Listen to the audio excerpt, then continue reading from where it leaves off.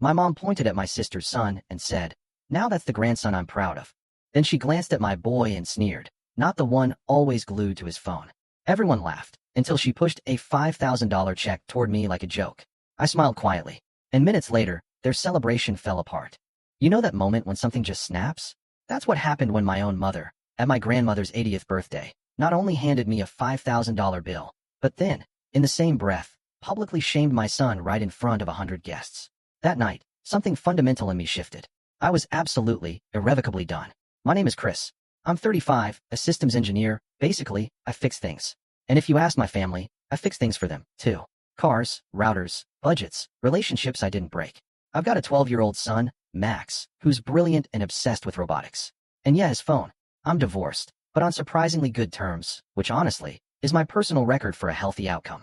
In my family, though, it's simple math. My younger sister, Anna, she's the golden one. She's got this charm. People practically clap when she walks into a room. Me? When I walk in, people usually hand me something to carry. Mom calls me steady. It's never a compliment. It's always a job assignment. I grew up in a house where you earn your chair at the table by solving a problem someone else created. Dad installs the problem, Mom frames it as tradition, and Anna turns it into a performance. I just show up with tools and a checkbook. So, when Mom asked me to come to Grandma's 80th birthday, a rented ballroom, soft jazz, 100 people who mostly remembered me as Anna's brother, I went. Because that's what steady sons do. I ironed a shirt. I told Max, "You don't have to talk to anyone you don't want to." He nodded, not looking up from his phone, but he still packed his little robot kit, just in case it was boring. He knows. The ballroom was already buzzing when we arrived. White tablecloths, 2 ice sculptures for reasons unknown, a photo wall with gold foil balloons that spelled out family, which felt less like a celebration and more like a dare. Mom air-kissed the air on both sides of my head. "You look reliable," she said. "Hi, Mom," I replied. She squeezed Max's shoulders. "There's the little man. Don't stay glued to that screen, okay?" Max just said, "Okay," and tucked the phone away. He's always been good at disappearing when he needs to. Then Anna floated in. Sparkly dress, perfectly coiffed. She looked like she'd been cast to play favorite daughter on a network show. Her son, Leo, was in a tiny blazer, hair combed, dimple-armed, and ready. "You made it," she said, like my presence was a genuine surprise. "I put you next to the kitchen door, so it's easy if the staff needs anything." Thoughtful, I managed to say. The speeches started an hour later. Dad's was short and sweet. He's better at sanding wood than sentences. Then Anna took the mic. She cried perfectly at the 2-minute mark, smiled perfectly at the 4-minute mark, and sat down to polite awe. Mom stood last. She held that microphone like a queen holds a scepter. "Family," she began, "is what we make of it." She pointed at Leo. "And this is the grandson I'm actually proud of. Focused, present, helps his mother, a real gentleman." Her finger drifted to my table, landing squarely on Max, who had just pulled out his phone to adjust a sensor on his robot chassis.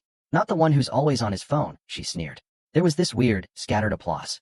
People laugh that way they do when they know something's mean, but it feels safe to laugh because the target won't make a scene. I put my hand on Max's back. He sat straighter, face blank, and put the phone away. Mom just kept going, smiling like she'd just donated to charity. "Anyway, Grandma, we love you." As the clapping faded, Mom slid something toward me across the table like a magician revealing a card. It was the bill. Not a check. Not a gift. The actual bill for the night, printed on thick paper like a diploma. $5,382.70. She'd circled it in pink pen and written, "Thanks, sweetheart," with a smiley face. Everyone at our table saw it. Someone made a clucking sound with their tongue. Anna, ever helpful, said, "You're the best, Chris." Dad just pretended he'd forgotten his glasses. I stared at the total. My heartbeat was steady and slow, the way it gets when I'm tracing a short in a circuit, waiting for that one tiny spark that tells me exactly where the problem lives. Mom raised her glass to family. I lifted mine too. Water. No ice. Minutes later, their celebration collapsed. Not yet. First, we had to let the room exhale. First, the band had to start the next song. If you ask my mother about the word help, she'll define it as what Chris does. It started young. I was the kid who held the flashlight while Dad fixed the sink. Then I learned to actually fix the sink. Then everyone forgot Dad ever knew how to use a wrench. When I got my first engineering job, Mom said, "So you're like a handyman?" The second week on the job, she called because the Wi-Fi smelled weird. I drove over at 10 p.m., replaced a melted power strip, and went home. That was the beginning of a habit. Chris will drive. Chris will pay. Chris will apologize for the weather. By 27, I'd helped Anna out of 3 temporary money issues. $600 for a parking boot, $1,200 just until Friday, when a freelance check was late, $2,800 when her landlord didn't understand exposure is currency. Each time there was a promise to pay me back. Each time I said, "Don't worry about it." Because keeping score in my family is how you become the villain. When Max was born, I was 23. People think becoming a dad makes your parents become grandparents. That's not how it works in my house. My parents became critics with props. What a small stroller, Mom said at the hospital. Is he supposed to look like that? Dad asked, pointing at my son's scrunched newborn face. They loved Max, I think. But their love had rules. If he was quiet, they'd say good boy. If he squirmed or hid behind me at noisy events, they'd sigh like he'd done it to them on purpose. When Anna had Leo 2 years later, the clouds parted, and angels descended with a marching band. Finally, Mom said to me in the kitchen while I washed dishes at Leo's welcome home party, a baby who wants to be held. There's a kind of bruise you learn to ignore until someone presses it. It looks healed. It isn't. I paid off my student loans early by living small. Secondhand couch, no international vacations, rice and beans like I was in a serious relationship with rice and beans. Meanwhile, I replaced Mom's dishwasher because the old one sounds tired. Dad's truck tires because rubber is rubber. And Anna's phone screen twice because the case is ugly. The year Max turned 9, Mom asked if I could sponsor Leo's summer camp. She texted a brochure, $1,950. It's nothing to you, she wrote. I said yes. I shifted some things around. Max and I canceled our weekend trip to the Science Museum out of town. I told him we'd go later. He nodded and asked if we could build the catapult kit instead. We did, in the living room, and it was fun. But there's a way a kid watches a door that never opens. You start to recognize it. It wasn't just money. It was time. Hey, you're good with wood, right? Dad would say, and I'd find myself under a deck pulling out rotten boards while he told me about the neighbor's new sailboat. Or Mom would call. I signed us up to help set up the church fundraiser. Can you be there at 6 a.m.? Us met me. Anna had stories like weather forecasts. If she needed something, the clouds in her life would darken just in time. Every once in a while, I try to talk about balance. I can't do everything, I said once, softly, at Sunday dinner. Mom leaned back like I'd insulted the flag. No one is asking you to do everything, Christopher. We're asking you to be a son. Your sister needs support. Anna set her fork down. I didn't ask. Actually, you just volunteered. Don't make me the bad guy. Dad wiped his mouth. Money comes and goes. Family is forever, right? I just said, right, and passed the salad. It was easier to put food on the table than boundaries. Then came last spring. Max had a robotics competition. He'd been working on his bot for weeks. He named it Hickory because the chassis was wooden, and he's got this dry sense of humor I pretend I don't love because it makes him self-conscious. The competition was the same day as Leo's piano recital. Mom called me the night before. We'll all be at the recital, obviously, she said. It would mean a lot if you showed your face for at least the first half. Anna's counting on us. Max competes at 10:30, I told her. Can't they move him? She asked. That's not how competitions work, I said. She exhaled into the phone like I was being difficult on purpose. He's always on that phone, Christopher. Does he even care? He cares about a lot of things, I said. In the end, we went to the robotics competition. Max came in third and smiled with his eyes more than his mouth, which is how he smiles when it's real. Mom texted me at noon. You missed it. Leo was outstanding. The mayor's wife cried. When we saw her later that week, she hugged Leo like she'd invented him and patted Max's head like he'd been rescued from a storm drain. The asks kept growing. A cosign on a new apartment for Anna because the landlord loves strong applicants. A suggestion that I roll my bonus into a family vacation so we can all spend time together at a resort Anna chose. A bleak little conversation about whether I'd consider putting Mom's name on my savings account for emergencies. Whose emergencies? I asked. Family emergencies, she said, like the definition was obvious. And then Grandma's party got announced. Mom sent a group text with a link to a venue and a spreadsheet attached. She didn't assign costs. She didn't have to. A week later, caterer is booked. Chris, you'll handle the invoice. The price tag didn't appear until that thick paper slid across the table. Maybe you're wondering why I never said no. Here's the thing. When you're the guy who fixes things, you get good at doing calculations in your head. What's the cost of a fight compared to the cost of a tire? What's the price of a cold room for Max compared to the price of saying, don't talk about my son that way? Somewhere along the way, I decided I could survive tiny cuts. I forgot tiny cuts add up. The night before Grandma's party, I checked my accounts. I could cover the $5,382.70, but it would mean punting Max's summer coding camp to the fall, and probably another round of explaining to him why his thing gets moved when other people want their thing right now. I closed the banking app and sat there with the quiet version of anger that engineers get, the kind where you know the circuit is wired wrong, but you're too tired to pull the panel. Max walked in, holding 2 servos. Dad, can I bring the small kit? I won't work on it. I just want to show Leo. Yeah, I said. You can bring it. He nodded and went to pack. The next day, in that ballroom with clinking glasses and rented flowers, Mom pushed the bill toward me like a joke she knew I would play along with. Everyone expected the same magic trick I've done my whole life. Make the problem disappear and call it love. Instead, I looked at the number, and something very small inside me clicked into place, like a seatbelt fastening. After Mom's toast, people scattered to the dessert table. The band started a slow song. Dad was talking to a cousin about fishing. Anna was arranging Leo for candid photos that looked professionally staged. Max sat with his hands in his lap, eyes on the robot case under his chair. Mom leaned over, tapping the bill with her pink nail. Oh, and there's a service fee if it's not paid tonight. The manager said you can just leave your card and they'll take care of it. I pushed the paper back toward her. Neat, like aligning a component on a board. I'm not paying this. She laughed, high and surprised. Very funny. I'm not paying. I said again, using the same tone I use when I tell a junior engineer, we don't deploy on Friday. Her smile stuttered. Christopher, don't make a scene. I'm not. I kept my voice low. I didn't agree to this. I wasn't asked, and I'm not paying. Anna drifted over, sensing drama like sharks sense heartbeats. What's the issue? He says he's not paying, Mom said, like she was telling a waiter a fork was missing. Anna blinked. Come on, Chris. It's Grandma. We all pitched in. I spent a week planning. How much did you pitch in? I asked. She opened her mouth, then closed it. I did the work. Dad wandered over now, nostrils flaring like a deer smells a new kind of grass. Everything okay? Chris is having a moment, Mom said. He'll fix it. I stood up. Not dramatically, just to full height. I'm not fixing it. I'm returning it to the people who broke it. Watch your tone, Dad said automatically. Max touched my sleeve. Dad, I put my hand over his.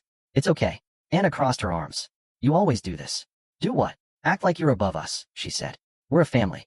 We share. You share my wallet, I said. And my time. And my patience. And my kids' weekends. Mom's mouth went thin. Don't bring Max into this. You brought him into it when you mocked him from a microphone. I said, still calm.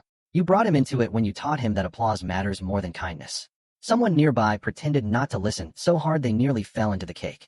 Mom took a breath. She switched tactics. Sweetheart, if it's tight right now, just say so. We can work out a plan. You can pay over a few months. No one is judging. I'm not tight, I said. I'm done. Dad's voice dropped. Don't use that tone with your mother. This isn't about tone, I said. This isn't about revenge. This is about closure. Mom blinked. Closure? On what? Your family, I said. On the job you hired me for without asking. On being the emergency fund with legs. On being the entertainment budget when you want a party that looks like love. Anna scoffed. You make everything about money. You made everything about money when you slid me a bill like a party favor. There was a beat where no one breathed. Mom recovered first. She reached for the bill and flipped it, like changing the picture would change the number. If you don't pay, we'll be embarrassed. Think about Grandma. I am thinking about Grandma, I said. I'm also thinking about Max.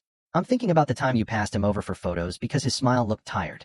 I'm thinking about letting you teach him what love costs. I'm changing teachers.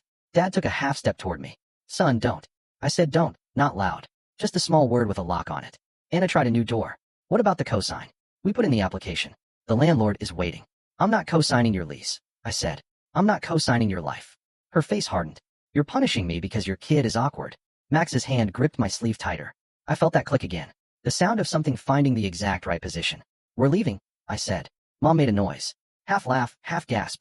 Christopher, don't be ridiculous. The photos. Send me a link, I said. Dad said. If you walk out, don't bother coming back. I looked at him. You've been saying that to me, without words, for 15 years. He didn't have a response to that. People rarely do when you hold up a mirror where they expected a target. I put the bill back on the table, and for the first time in my life, didn't pick up a tab that didn't belong to me. I picked up my son's robot case instead. On our way out, the band switched songs. Someone cheered at the open bar. Mom called my name once, sharp, then softer, like a fishing line being reeled back in. Chris, honey, don't be like this. Like what? I asked. Cold, she said. Transactional. I almost laughed. I learned it from you. Then I walked my son out of a room where he'd been taught to clap for the wrong things.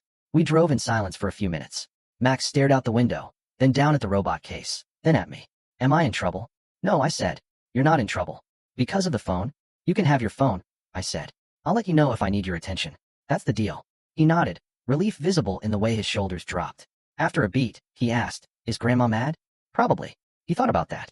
Is that okay? It's not ideal, I said. But it's okay. My phone started vibrating like a trapped bee. Calls, group texts, a new chat titled Family Emergency, with 23 messages in 2 minutes. We got ice cream. We went home. We built Hickory's new arm because his pinchers were weak, and Max had redesigned them in his head during dessert. At 9 p.m., after Max brushed his teeth, he hovered in the doorway. You're not in trouble either, right? I smiled. No, I'm good. He went to bed the careful way he does, walking around the creaky spot in the hallway without looking at it. At 9:30, my phone buzzed again. 12 missed calls. Then 29. Then 41. A text from Dad. You owe your grandmother an apology and us $5,382.70. A text from Mom. I can't believe you would humiliate our family like this. We raised you better. A text from Anna. Move the money by morning or I'm calling the landlord. I muted the thread. The quiet was almost holy. Sunday morning. I made pancakes. Max poured batter like he was soldering, steady and concentrated. Halfway through breakfast, the doorbell rang. I let it ring. It rang again, then pounding. Then Dad's voice through the wood. I know you're in there. Max looked at me. We're not opening the door, I said calm. We're not a bank. Dad left a letter. When they were gone, I opened it. Invoice, outstanding family costs. Typed in Word with clip art. Line items like a joke. Decorations $632.50. Cake $410. Emotional distress to mother $1,000. Leo's piano lessons for reasons unclear $240. Total $5,382.70. Due upon receipt. I laughed. It wasn't a happy laugh. It was the laugh you make when a machine puts out smoke and tells you it's the user's fault. I scanned the letter into a folder I titled Documentation. Then I opened my banking apps. I removed Mom's view-only access I'd given her years ago to check on you. I switched my main checking to a new account and updated autopays.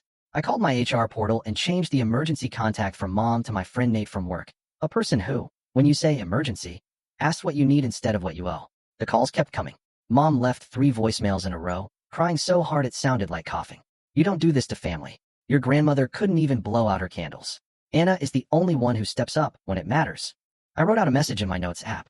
I edited it. I deleted it. I wrote it again. Finally, I texted the family thread. Going forward, I will not pay your bills. I will not co-sign leases or loans.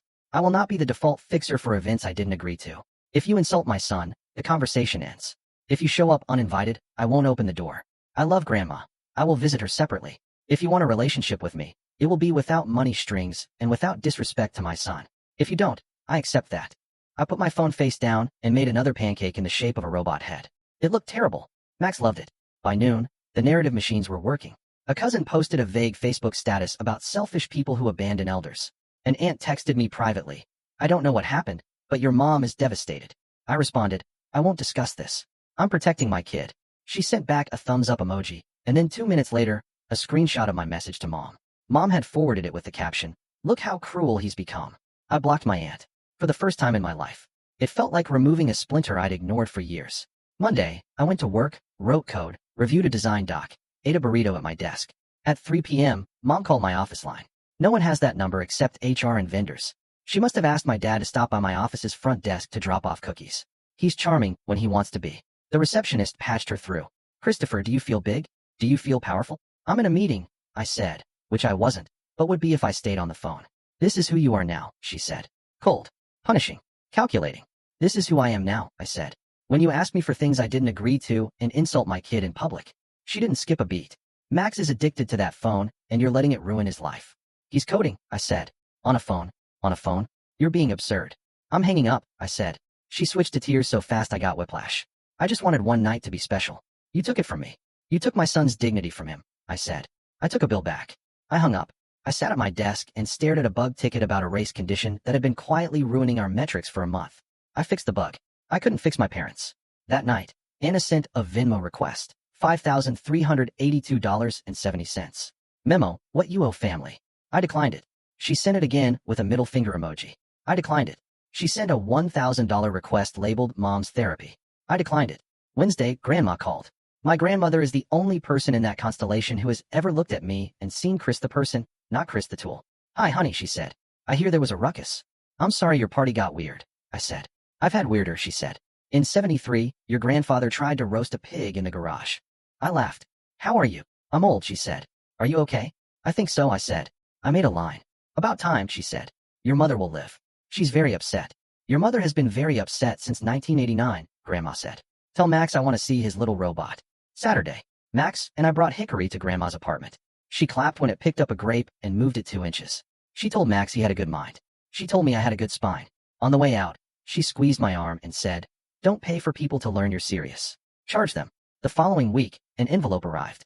A real invoice, this time on letterhead from a collections agency I recognized as Dad's buddy's side business. Account, family gathering.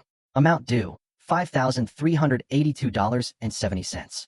I called the number, and when the guy answered, I said, this is Chris. If you continue to contact me about a debt I don't owe, I'll file a complaint.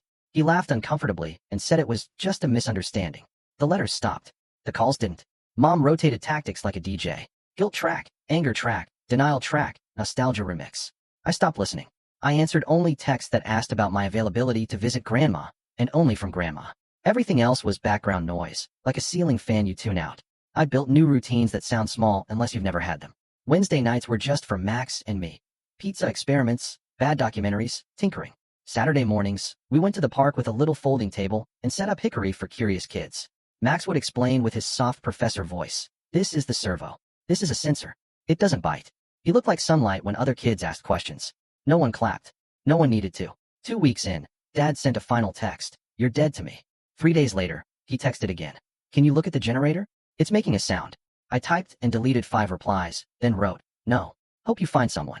He wrote back, ungrateful. I put my phone down and taught Max to solder a small joint without melting the board. The thing about saying no is you expect an explosion, and sometimes you get it. But the longer thing, the thing no one warns you about, is the silence that follows. It's big and it's loud, and at first it feels like you're inside a church, alone, after the service ended hours ago. Then one day, it feels like home. I saw Mom again 3 months later outside Grandma's place. She held flowers like a peace treaty. Christopher, she said, are you done punishing us? I'm not punishing you, I said.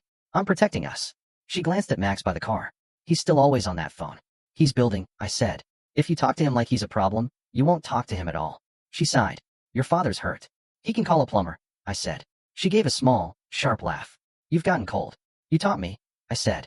She looked down, then quietly, Grandma's inside.